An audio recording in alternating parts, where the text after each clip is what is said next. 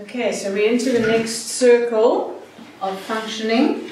So we're looking at feelings, and our emotional state, to one degree or another, actually sets the tone of our lives. If we're experiencing largely negative emotions, like a lot of anger, depression, anxiety, guilt, we're not going to be very happy people, are we? And so, whereas if we are experiencing some joy, we're experiencing warm, loving emotions, we're experiencing feelings of happiness and enthusiasm, whatever it might be, those then set the tone of our lives. Emotions are normal. It's normal that everybody experiences these things. And life is hard, isn't it? You're never going to live a life free of negative emotions. We're all going to be experiencing those to one degree or another. But the problem is when we are experiencing unnecessary negative emotions, okay? And we'll explain what that means later on. Unnecessary negative emotions. You're unnecessarily anxious. You're depressed when you actually need not be. And those things can plague our lives and bring us down and really reduce the quality of our lives. And so we need to look at this whole emotional area and get a really balanced picture of how God made us and how we're meant to be functioning. So obviously we are living again in a fallen state. Our emotions are not as they were when Adam and Eve were in the Garden of Eden. They didn't know what negative emotions were. Imagine that. It's just an amazing thing. They never experienced any of those sad, unhappy, depressed, anxious, stressed emotions. Their lives were just sheer joy and peace and wonder and love and, yeah. But unfortunately, that's not our condition. But we need to develop what's called an EQ. What's an EQ? Do you know that phrase? Emotional quotient. We know about IQ, don't we?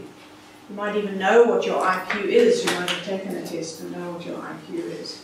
But we're talking here about EQ, which is an awareness of your emotional state and that of others around you, and the ability to manage your emotions in an appropriate and healthy manner.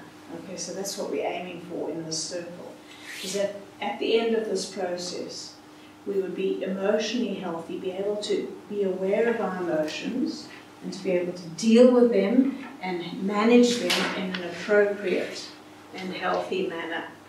And that's the aim of working with people in this circle.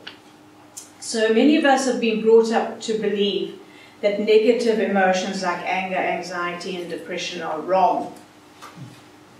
Anybody relate with that? Yeah. Yeah, and particularly in Christian circles. You shouldn't be depressed. You should have faith. How can you be depressed? Or anxious. Or anxious. Where's your faith? Why are you fearful? Why are you anxious? And often feel guilty about feeling the way that we do. And generally we don't, men particularly, don't do so well on the EQ. What are you taught when you're growing up as a young boy? Boys and girls, so boys don't cry. Cowboys don't cry. Be strong. Be brave. Isn't that what you were told growing up? Don't express that emotion. Be manly. You know, be a man and don't cry. Don't show your emotions. And we often, I think, feel that if I show my emotions, I might get out of control, make a fool of myself and lose that control. But emotions are part of being human, and actually, when we look at scriptures, it's amazing to see how God is described as having so many emotions. The Lord is angry. The Lord experiences wrath. The Lord is grieved. He takes great delight in us. He rejoices. And his heart is filled with pain. Isn't that amazing? All those descriptions that God is experiencing, all those negative emotions, actually, most of them there are negative emotions. And then Jesus experienced anger, and you look at Jesus, Jesus was probably the most emotionally healthy human being that's ever lived.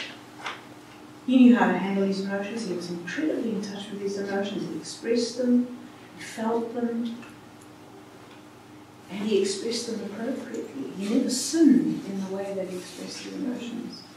When was he angry? Can you think of an example of when Jesus was angry? Tables. Yeah, the temple, when he upset all their tables and chased them all out. And you see Jesus' frustration. Some say, oh, how long am I going to be with you? You know, you guys are driving me crazy because you just don't get it. That was his frustration, wasn't it? What about an expression of rejection? Can any of you think of a time in Jesus' life? Yes, on the cross, absolutely. He experienced the rejection of the Father, actually. The Father turned away from him. And he said, my God, why have you forsaken me? And that's also anguish and sorrow is covered there, isn't it? What about Jerusalem, Jerusalem, which stones the prophets? How often did I gather you like a hen gathers her chicks? Terrible rejection of him. Yeah, and then of course he experienced joy as well. And he said, Lord, it's just amazing. You've revealed all this stuff to these babies and you've hidden it from the wise. And all the wise ones, and you've shown it to these simple fishermen. So the scriptures are there, and Jesus is there showing us actually how to express emotions. So what are the ways that we can use these emotions? We can use them either constructively or we can use them destructively, and Ian's going to talk to that. Okay, so what the message that we're trying to get across is that emotions, negative and positive, are normal. We are created in the image of God, and we've just looked at God and Jesus experience these emotions. And we've got to get over this thing that if I feel something negative particularly, if I'm angry, if I'm anxious, then I'm a bad person to feel those things. Does that make sense? Mm-hmm. Normal, natural to feel those things. However, what we do with the emotion does count. So, unpleasant event. Let's say somebody you've heard via, someone's been scanning about you. How does it make you feel? Angry. Yeah. Disappointed, maybe. Whatever. Yeah, it's not very pleasant, is it? It's an unpleasant event, unpleasant emotion. So, that's normal. Jesus was upset that Jerusalem didn't accept him. And what about that time when he said, a prophet is not accepted by his own people, basically. You know, he wanted them to hear his message, but they wouldn't. So he was disappointed. And so, unpleasant event, unpleasant emotion. But we can deal with it constructively or destructively. If I have this unpleasant event, unpleasant emotion, the constructive way might be to maybe express it. I feel disappointed, I feel hurt, say to the person, I feel betrayed, whatever it is, but then having expressed it, to let it go. Okay? I'm going to forgive you. Not so easy, eh? But it is the constructive way. The destructive way would be to say, well, I'm going to have nothing more to do with you, my friend. You talk about me behind my back, you forget. And what's more, I'm going to tell everyone what a jolly Skinnerer you are. Does that make sense? So in other words, the negative emotion itself is absolutely normal. What we do with it counts. Let me give an example of this. It's in terms of David. And again, we haven't got time to go in detail, but David was persecuted by Saul. Is that right? And So, and you read about it in the Psalms, Psalm 35, Psalm 55. I mean, basically, David says, you know, Lord, treat him as you would the chaff before the wind. You know, blow him away, Lord. May he fall into the pit that he's done for me. His words are angry. They are. But David had the opportunity to kill Saul. Is that right? Yeah. What did he do? He had mercy on him, didn't he? He wouldn't touch the Lord's anointed. So he felt those things. Clearly he felt those things. That's why we relate to the Psalms, because they express those emotions. He felt those things, but he did not allow those feelings to determine his behavior. Does that make sense? And that's what we must get right. Don't, what's the word? Don't hide those feelings. I mean, it's normal. It's normal to feel sad, normal to feel anxious, normal to feel concerned, normal to be angry about things. In fact, there'd be something wrong with us if we weren't angry about some things. Is that right? But don't let those emotions determine how you behave. Your behavior must be appropriate, be constructive. Likewise, a pleasant emotion, a pleasant event. Maybe you've had a business deal that's gone through and you think fantastic, it's a pleasant emotion. There's a constructive way of dealing with it and saying, hey, there was a whole team that brought this deal together. Well done, guys. So chuffed that we've done this, and thank you, Lord, for enabling us. That's a constructive way, isn't it, to deal with that emotion. Destructive might be to become arrogant and proud. You know, I'm the main man. Look at me. You know, does that make sense? So the emotion is absolutely normal, but what we do with it can be constructive or destructive. It's so important that we realize that we give ourselves permission to feel. We're going to talk about it just now. When you're talking to somebody else, when you're helping them, when you're listening, I don't know how many of you have done with that part of the basic course, and you might be doing it. We're going to be talking about listening, the skills. You're listening, you're providing a safe place for people to be able to express, mainly, what they feel. And if they feel that it's bad to be anxious or depressed or angry, they're not going to tell you that. Is that right? And so you need to give them that safe place where it's actually fine. What you feel is what you feel. It is what you feel. God knows that you feel those things. And give them permission to express those things. Does that make sense? Any comments or questions? Yes. I don't know if it's relevant to this, but I was wondering about emotional triggers, where someone experiences like an overbalance or too much of one emotion because of the past or something. Yeah. And then I think they could maybe experience the trigger, experience this emotion that's not rational or like fitting, and then not act on it because they know it's not relevant to the situation. But I don't know how it works, but the brain still like keeps you there. Is there a way to like undo that? Yes, so again, if you're dealing with yourself, you need to ask those kind of questions. But if you're dealing with someone else, you need to ask. So let me give you an example. I remember a couple who came to see me, and she said, I feel so angry with my husband. And he was this big, giant, gentle giant. And he sat there grinning. And she said, but I just feel so angry with him, but I don't know why. So we did a little bit of exploration. Not my problem, her problem. Just asked the questions. She did the exploring. Turned out she was the victim of childhood sexual abuse. Her own father had sexually abused her. She never dealt with it. Never dealt with it. That anger was still there. And sometimes that is what happened. I think that's what you're talking about, isn't it? Something in your past. Yeah. And then, is it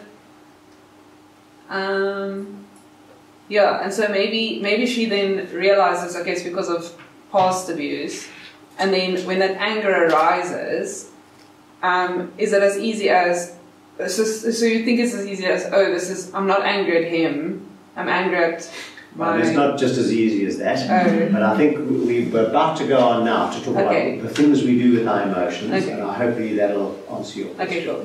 Okay. We want to use this remaining half an hour just to give you a couple of tools. Johannes was just reminding us to say that tonight we're trying to give you a model which deals with some of the deeper emotional issues. On the Basic Counselling Course, which some of you have been on and maybe some are going to be on, we'll give you another model which is very useful. We'll teach you a lot of skills which are useful in themselves. And you might just use those skills, they'll still be very effective. But we'll also give you a model which helps you deal with the kind of problem where someone says, listen, I'm in a situation, I don't know what to do. It's not so much an emotional, there might be a lot of emotions involved with it, but they're not saying, hey, I'm suffering from depression, help. They're saying, this is the situation, and I don't know what to do. We teach you a model how to handle that. Just helps them to help themselves. Helps you to help them to know what to do. Does that make sense? Yeah. So that's just to give you. So this is really to help with those deeper problems. We're going to talk about what we do with our emotions now. We said it's normal, natural to have those negative emotions, but it's what we do with them that counts. Maybe it's going to start. Okay, so one of the things that a lot of us do is to actually suppress our emotions. Because they are negative, because they're unpleasant, it's not very nice being angry, is it? It's not a pleasant emotion. Anxiety is a very unpleasant emotion, and so we can tend to push them down, to suppress or to stuff it down or try and bury the emotion. The trouble with that is that when you bury an emotion, you don't bury it dead. It doesn't die when you push it down. It's rattling around inside there, it's alive, and it often will come out in other ways, seeking ways of expression which can be quite dysfunctional. So suppressing our emotions is not a healthy way of handling them, because they will often come to the surface. And if particularly you believe that it's wrong for you to feel this way, I shouldn't be angry, then you will tend to suppress it and push it down. So you might believe, I'm not a very emotional person. I'm much more of a rational person. But we all are emotional beings. God has made us emotional beings. And we would tend to say, I don't know if you're not an emotional person, you're just not in touch with your emotions. Or you're so used to suppressing your emotions, you just do that as a default.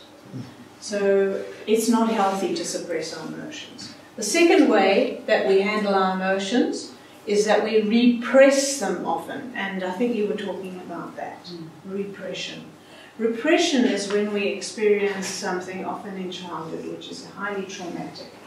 And it is so traumatic that actually our mind doesn't retain it. And we push it into the unconscious so that there is actually no conscious memory of that, or not much. And that is a way of handling extreme negative emotion, is to repress it, and to repress the memory of what caused that.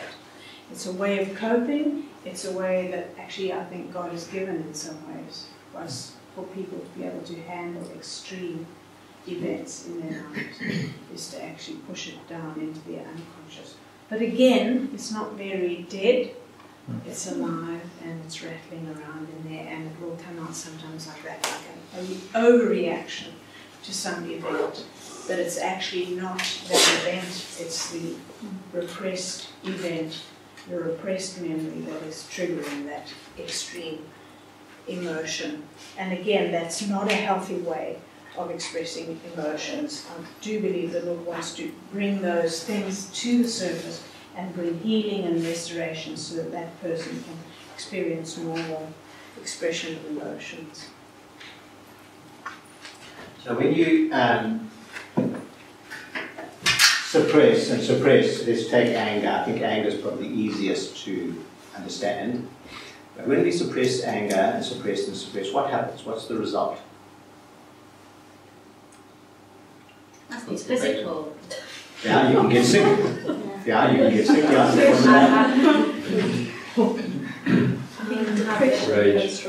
Rage. Yeah. So you can. So that's, you don't bury it dead. So, and that's what happened. And I'm sure you've heard these stories. I remember reading about a taxi driver in Cheshire in England who went on a rampage and shot a whole lot of people. And then they interviewed the neighbours and they said, he was such a quiet man, you know, he never said no to a goose. Yeah, they probably had, but he was living this volcano. And slowly, slowly, slowly that volcano is going to go kaboom. Is that right? So we don't bury it. So that example of the woman who was sexually abused, she had repressed that to the extent where it just didn't feature, but it was there. It doesn't go away.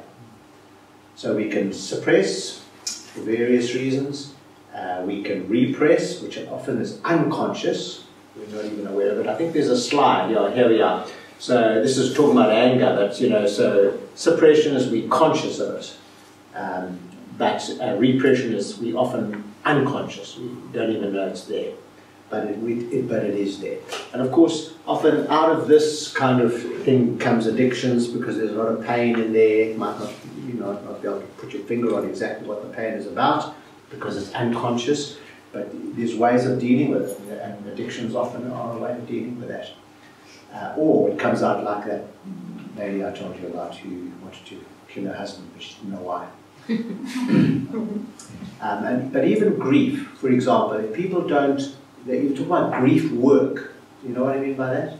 They talk about doing the work of grief. Again, come on the basic and we'll talk about grief. But there are normal, natural, negative emotions that we all experience when we suffer grief.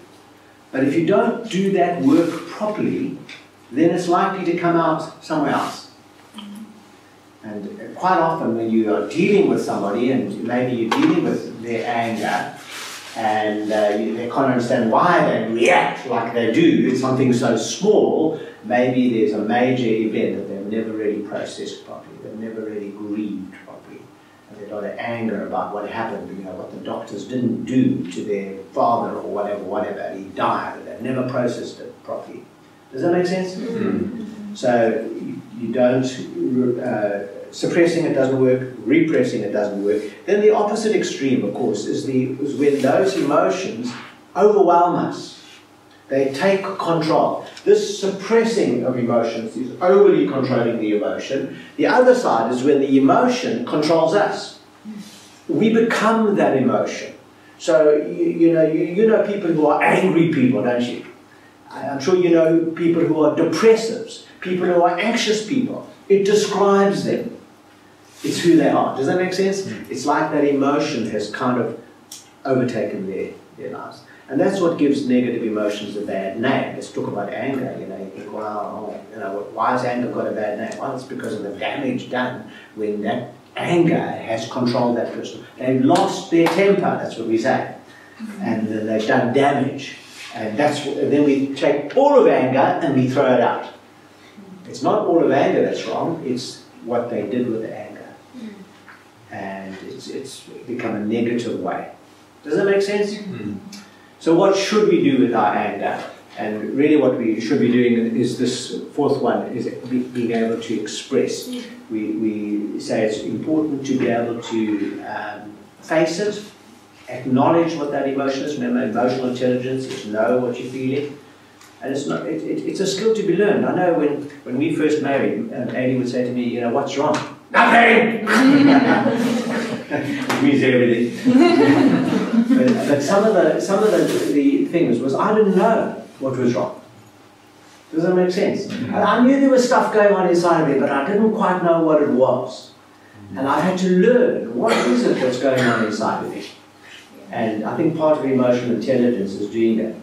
What is it? Try and name the emotion. Okay, what is this? What am I feeling? Am I just mildly irritated, or am I seething mad, or you know, is this just a concern or is this a real anxiety?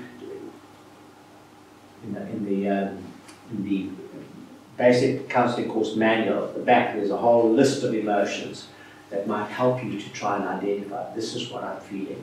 And if you're helping someone, help them to identify, okay, this is what it is. And the other tool that can be useful is to give it a rating. Well, I'm feeling between, you know, today I'm feeling a 3. I'm between 1 and 10, I'm like a 3 anxiety. But 2 days ago, I was at a 9. So what happened 2 days ago that you were 9 in terms of your anxiety?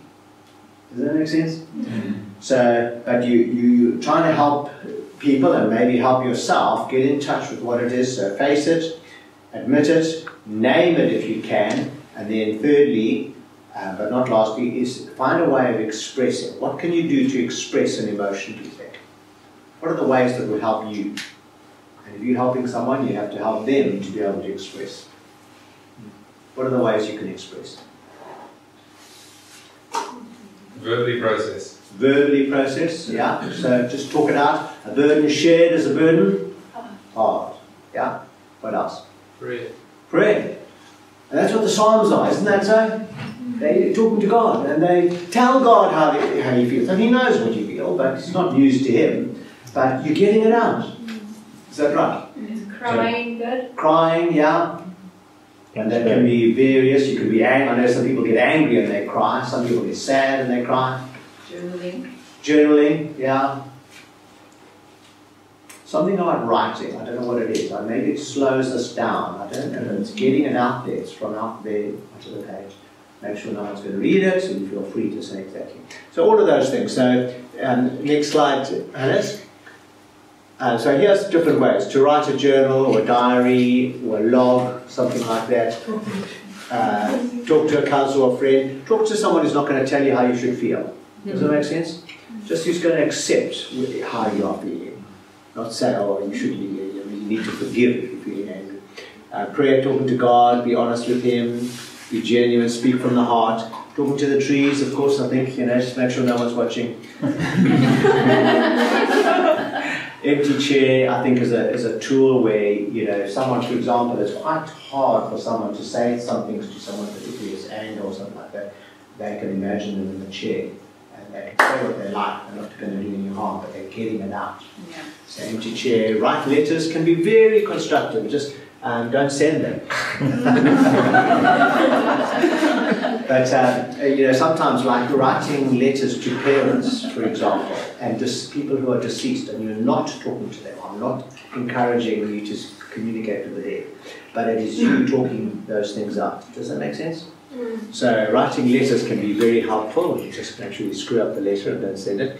But this can also, particularly if you're artistic, to be drawing. This is how we do with children, but we should do it with adults as well. Children will express a whole lot on a page, and we can as well. And of course, music can help. And then I'll put this right at the bottom, because sometimes when you're really uptight with someone, I'm particularly talking about anger, you need to do all of these things before you do that, because you want to have a constructive conversation. But sometimes that is necessary to talk to them, and of course that can help. Just don't expect them to behave like you think they should. Does that make sense? Going with no expectation. And that's a whole topic all on its own. So having expressed, it is important then that you let go. And it doesn't matter what emotion you're talking about. When you are angry, you need to express and then forgive. Is that right? Forgiveness and anger are very closely related. They're part of the same continuum. Does that make sense?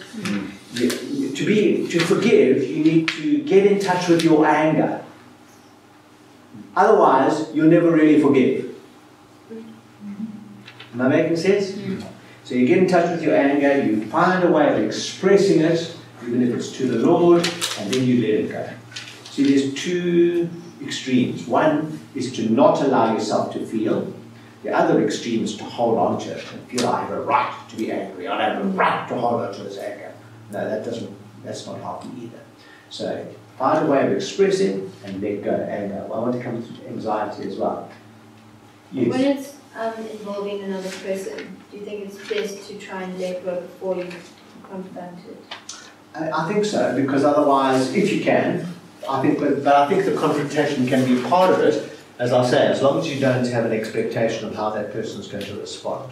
Okay. Does that make sense? Yeah. I know people who've gone in thinking, I'm going to go and confront this person, and they'll be sorry, and they'll, repent and dust and ashes, and say, oh, I'm so sorry that I hurt you. And there was nothing of the kind. They said, well, that's not what I didn't mean to do that.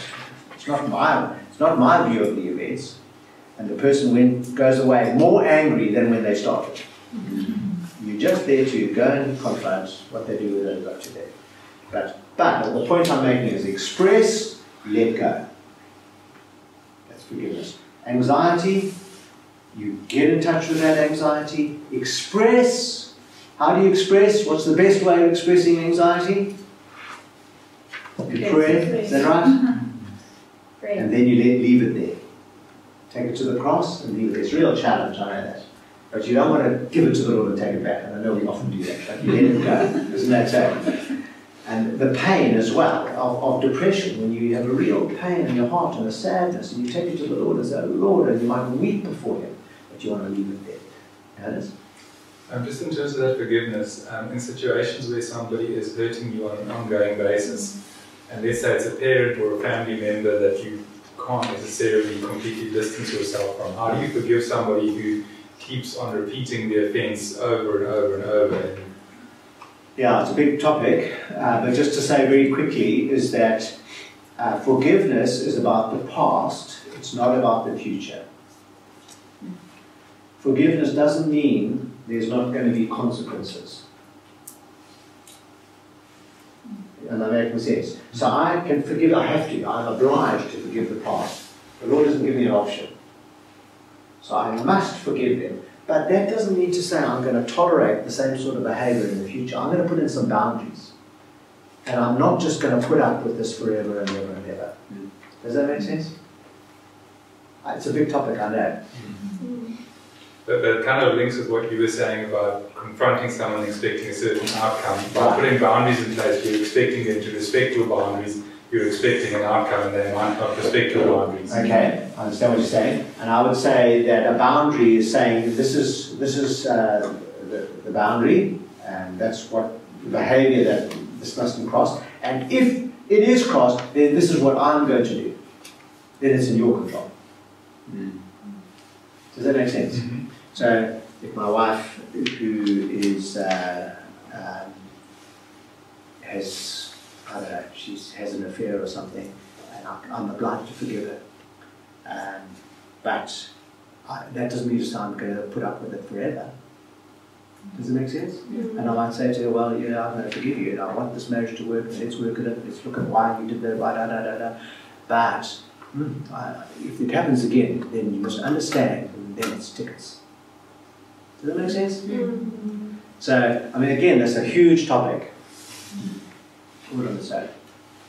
Sorry, can I ask the question? Yes. What if you go through all of it and then you can't forgive, like you try, but you can't? Do you then swing through again? You might need to. Again, forgiveness is a huge topic. But I'll just quickly say that forgiveness is not a decision. It's not just one point in time. It's a decision. It is a decision, but it's also a process. So I might forgive and say, God, and I've had people who've sat in the office and said, I can't do it, I can't do it, I can't do it. And they can't. But they have made the decision, even though they don't feel like it, because they want to be obedient to God. They say, God, help me. So then they feel a bit better, and they think, well, okay. Then the next day, they remember what the person did, and they want to kill them again. And they go, and they think, well, I didn't forgive them. No, you did. Just do it again. And do it again. And do it again. And do it again. Does that make sense? So and in the process, you're getting healed. And of course, you need to understand what it is you didn't get from that person and get that from the Lord. So again, forgiveness is a huge topic. So, express and let go. Guilt, for example. When we know what to do with real guilt. Of course, there's real and false guilt. real guilt, you need to confess to the Lord, but then don't hold on to it. Does that make sense? Leave it on the cross. So it's so important that we express it. We're not denying it, we're not suppressing it, we're not allowing it to overwhelm us. We express, but we let go. That's the balance. Okay. And so we have 10 minutes to now do, we're going to learn something about what these negative emotions can teach us about ourselves, what's going on inside of us. And it's going to get us going. Okay, so we're going to have a look at the whole topic of emotions and goals. So if we could maybe advance about 4 or 5 slides ahead. Right, here we are, our emotions and goals. So emotions are a bit like a warning light that comes up on the dashboard. Not if you have the odd bit of anger, the odd bit of sadness, depression, the odd bit of anxiety. We're talking here about a pattern of emotion. So if you are predominantly anxious a lot of the time, or you're helping someone who really struggles with anxiety and they feel worried and anxious a lot of the time, or an angry person who's really battling with anger, that is the sort of thing that we're looking at now, a pattern of ongoing negative emotion. That indicates that there's something going on inside that person that is not well. We are not meant to be living with chronic depression, chronic anxiety, chronic anger, chronic guilt. And so it's also what we call a signal emotion. That emotion that's coming up all the time, it's signaling that all is not well within that person. And a way of looking at those negative emotions is by linking them to the goal that could be underlying the emotion. Subconscious. They are subconscious. We're often not aware of what those goals are, but they are often triggering these emotions. So a goal is something that we believe is necessary for our well-being. Okay, so let's take an example of someone who believes that we need this for our well-being. It's again something that we may not be conscious of, but it's linked to those deep needs that Ian was talking about on Sunday. So let's say I have a deep need to be loved. Can you relate to that? Do you have a deep need to be loved? Do you need to feel safe? Do you need to be accepted? Do you need to feel like you belong? We all have that deep longing and need. So that's right down there at the root. And I have a deep need to be loved. And so subconsciously, I make it my goal that my husband is going to be the provider of that love. Okay, he is the one who gives me love. So every time he fails to meet that goal, which he will because he's not perfect, up will come that anger because that goal is being blocked. And this is what happens in our relationships. Often these goals are wrong. They're wrong goals. We shouldn't be setting goals like that are reliant on other people to fulfill. And that goal, these goals get thwarted in various ways, and the emotion is a reaction to that goal being thwarted in some way. So there are 4 categories of negative emotions. Can we have the next slide? Anger, we can say, is a blocked goal. Okay? So my goal of being consistently and constantly being loved by my husband in the way that I want to be loved is a goal that can easily be blocked, and that will produce anger.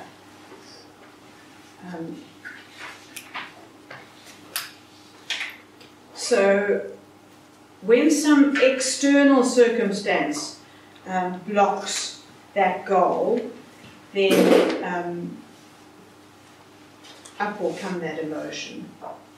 So I'll give you an example of how anger can be a blocked goal. Today, we were preparing this talk, and I said to Ian, I think you should leave out that section. It's not really key, it's not really critical. And then later on, he sent me the slides for the talk, and I could see that he had left in. So I felt irritated and a bit annoyed. And then I thought, hang on, I better practice what I preach. Let me think about this. Why am I feeling so irritated about this? What is the blocked goal? What is the blocked goal here that is causing this anger to rise up in me? And I realized my goal was to get my husband to do what I wanted him to do, or to get him to listen to my advice. Now you'd think after 45 years of marriage, I would know that I can't get Ian to do anything that... I can't get him to do anything. I can't make him do anything. Can you make any other person do anything if they don't want to do it? Can you make another person do what you want? No, you can't. So it is ridiculous having a goal like that. I mean, it's bound to get blocked at one stage or another. And so then I thought, okay, so what is the deep need that's driving that goal?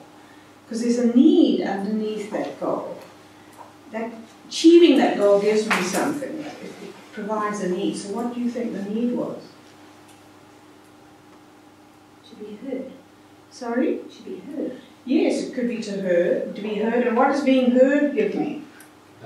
Respect. Sorry? Respect. Respect, yes. I want to be valued. I want my opinion to be valued. You see, I'm saying I'm valued when my opinion is valued and respected. Is that true? No.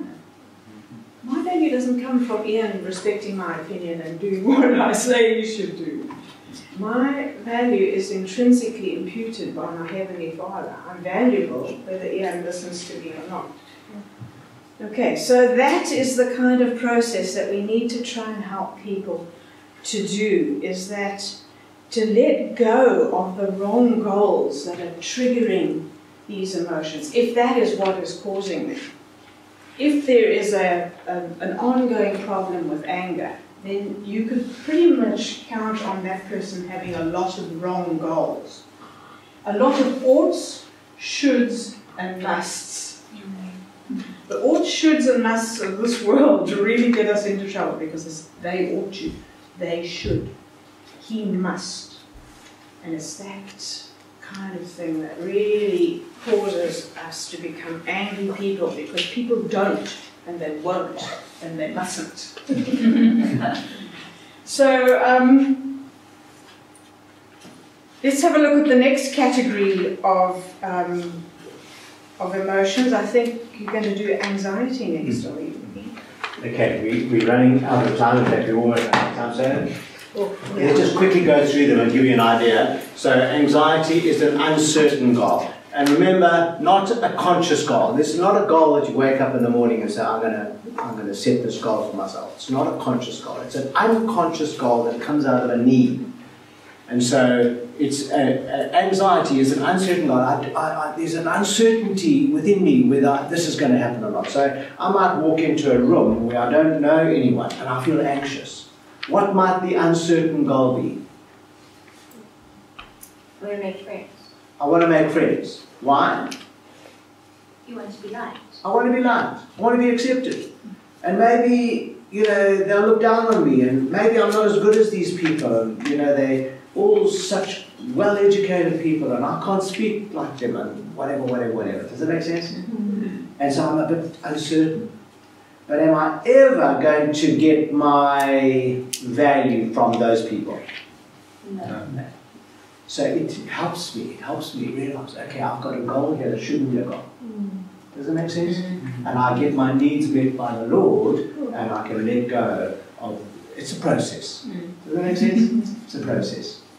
Next slide quickly, because this is just another slide that helps with anxiety. This is, to me, gives me a very clear idea. So when reality is here and expectation is here, my goal, this might be others' expectation or my expectation of myself, but reality is here. The gap represents the stress or the anxiety. Does that make sense? Mm-hmm. So if you've got a parent that is putting a lot of pressure on you to perform, and that's that expectation, but actually reality is here, then there's a huge amount of pressure. And so how do you reduce this gap? Drop the expectation. Yeah, you've got to either you live up to the expectation, but if you can't, you have to change this. You have to lower the expectation to reality, and know that God accepts you as you are. Okay, let's go to the next slide. So that's anxiety. Depression is an unreachable God. It's despair. It's when I have longed and longed, and I might have been anxious about whether it's going to happen. Is my marriage going to work? Is this relationship going to work? Do they really love me? Do they love me? And he's so critical, and she's so fussy, and and eventually I just give up. Despair. I'm never going to get it. They'll never love me like I want them to love me. So when you're depressed, or when the person you're talking to is depressed, ask the question, what is the goal or the need that they have despair of getting? They've given up. Does that make sense? And how can they have that need met appropriately? Am I making sense? Yes. So you said, how can they have the need met appropriately? Often in the previous slides you've said that the need or the goal in and of itself was a wrong need or goal. Yes. In this case you spoke about it being appropriately met, which seems like a different approach in a sense. So what I'm saying is that my goal might be that my wife loves me like I need to be loved, or respects me like I need to be loved. That I'm not in control of that. I can't make them do that. But what I can do is abandon that goal, and go to the Lord and say, Lord, please show me how you value me. Show me how you see me. Does that make sense? I can get my need met appropriately, but I must abandon this other goal. Yeah. Does that make sense? Mm-hmm. So all of these goals are usually to do with people and the things of the world.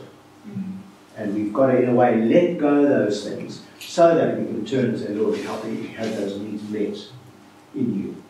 It becomes a growth experience in Him. But I've got to let go first. And sometimes we would say, God, please make my wife love me. And we will cloak it in faith. I'm believing that God's going to change my wife's heart and then she'll really love me. No. He wants us to know that He loves us, and that must be enough. Okay, then finally, guilt. So shame and guilt is a missed goal. When we have a goal or expectation that we've missed, we've failed. And of course, sometimes we have failed, and it's genuine guilt, and then we need to confess it, and we receive forgiveness. But a lot of guilt is a false expectation. It's what other people have put on us. It's those shoulds and musts and oughts that we've taken on board of ourselves, and we've fallen short. We've missed the goal. Does that make sense? You just feel like, I don't measure up. Can't measure up. And there's a sense of shame. And it's for things like, I'm not the right shape, or I don't earn enough. Does that make sense? That's not an issue as far as God is concerned. And so again, it's coming back to saying, Lord, what are you expecting me? He's so gracious. Knowing that grace in Him, we can let go of this expectation that we put on ourselves, usually from what other people have put on us. Okay, so we have really rattled through. So I'm going to give you a little illustration. I hope you'll relate to it all. Maybe the guys will relate to this more. But as a kind of summary of these goals and what they teach us, remember, unconscious goals. So anger is a block goal, anxiety is an uncertain goal, depression is an unreachable goal, guilt is a missed goal. That's the kind of summary of it. But if you can imagine, I don't know whether, so I enjoy Tottenham Hotspur, I'm not an avid fan, but if they're about to play, and if you're about to watch your team play, how do you feel? Excited. Excited? Expectant, a little nervous, is that right? Because you know what the result is. A little bit unsure, it's an uncertain goal. And so then the game starts, and your centre forward is right in front of the goal, and he has the whole goal in front of him, and he boots and he misses the goal. How does he feel? Oh, idiot, what I should have done. He feels guilty and shame. I should have scored this goal. And then the next moment, your guy does put a ball in the goal, and the VAR says, no! Nonsense! Offsides! How do you feel? Angry. Angry! It's a blocked goal! Rubbish! Fire the ref! Where did he learn that business? Because it's a blocked goal. And then you get to the end of the game, and guess what? You lost. How do you feel? It's always lost. It's an unreachable goal. Does that make sense? Just a little illustration to help you with your life. But so start on yourself. Think about your dominant negative emotion, and then think, well, what's the goal? What's the need at play here? And should that be a goal? Can I get that replaced by the Lord? But if you're helping other people, those are the questions you want to ask. You're not going to diagnose, you're not going to tell them, your problem is this. You're going to help. They're going to give you the journal, and you're going to ask them, say, well, what's the main thing that you're dealing with? No, well, it's anxiety or whatever it is. Okay, so this is the principle. Anxiety is an uncertain goal. What do you think is the uncertain goal behind this emotion? What do you think is the need here that you're not certain you're going to get? Does that make sense? You give them the tools, they do the work. They're going to work it out. Yes, Alice? Ian, sometimes with like deep-seated emotional problems, it feels to me like sometimes it takes a lifetime of very slow progress to gain meaningful progress in healing. I don't know, have you got any comment on that? I mean, I think sometimes even with the hardest of work, it just seems sometimes that progress is very slow over a very long period. Yeah. Any comment on that? What I would do is I'd go back to that beginning slide. So in other words, I would say that if you are trying to help someone and it is a long, slow process, that it does take patience, it does take a real commitment to that person, but whose problem is it? Yeah, and I don't mean to be callous, it's just that you cannot fix anybody. Give them the responsibility. But I'm even talking, like, let's say for myself, for argument's sake. Well then, you must take responsibility, yeah. So I need to do the work. It's not just going to go away by itself. I need to do. So tonight we've talked about some of the tools. So a lot of the principles we talk, we put together in a course called Run to Win. And it is just, and it's a kind of a personal growth course. Now, we say right at the beginning, guys, you can sit here and you can learn these principles, but unless you put these things into practice, nothing's going to change. Yeah. It's going to take you working at these issues that's going to bring any change at all. Does that make sense? It makes sense, except for one other aspect is like, I think especially if there's incredible, it just seems to me like, let's say, if you grew up in a dysfunctional home, Yeah. it just seems like the level of abuse that you may have received Yeah. can be, it just seems that no matter how hard you work, it almost seems like an insurmountable mountain to climb. Yeah. And some therapy does take months, if not years. So, and I would say, yeah, do it. I remember counselling a lady who she has left the country now, but she lived in an abusive home. Horrible, physically abusive home. Nothing she did was ever good enough. And that developed in all sorts of dysfunction. And part of the Christian lady, was that she could never say no to anyone. And particularly to church-related things. She always thought she had to say yes, yes, yes, yes, yes, yes. She didn't want to displease anyone. She was petrified of displeasing anyone, particularly the pastor. So you can imagine trying to live a life like that. Now, she came in, and initially she was nervous of me, and saying, "Oh, I don't know if I can do this. I'll just come see you today, but I don't think I'll come back next week." Well, that was the start. I think it lasted about 7 or 8 months, and then she left the country. We could have continued, but it took time. It took time.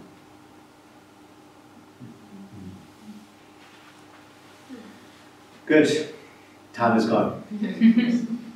Should we pray? Father, I thank you that you are the one who loves us, and Lord, ultimately you're the one that does the work in us. And I do pray that you'd give us understanding of these things for ourselves. I pray that you'd help us as we work them through. We know, Lord, it's as we work out our salvation with fear and trembling, so you work in us, Lord. Thank you for that. Thank you for your faithfulness. And I pray for us here, Lord, that you help us to be able to put these things into practice and work them and understand what's going on inside of us. But Lord, help us also, equip us to be able to help others as well. We pray these things, Lord Jesus, in your name. Amen. So just to give you a kind of heads up of where we headed, we did physical and emotional tonight. We're going to do volitional behavior and why we do the things that we do. And then we're going to do rational, which is all about our thinking, and how our thinking is so often distorted and how that causes problems for us. And then the sermon on Sunday kind of dealt with the spiritual, and it all heads that way, which is why to preach it at the beginning was I think was useful. But so this next Tuesday we're going to be doing what we call the volitional, the behaviour, and the motivation for the behaviour, and rational. And again, a lot of tools that will help you not only understand yourself, but understand others as well. And then after that, that's next Tuesday, and then following that, we're going to deal specifically with things like anxiety, depression. I can't remember how many. What's that? Yeah, we kind of debating. I need to chat to whether we do self-esteem. I thought about doing guilt as a topic on its own. Self-esteem has a lot to do with guilt, so I might talk about self-esteem. Anyway, that's kind of what's on the cards for the Tuesday going forward. Sure. Thank you. Okay. Thank you, Ian. Thanks, everybody. Yeah. Thank you.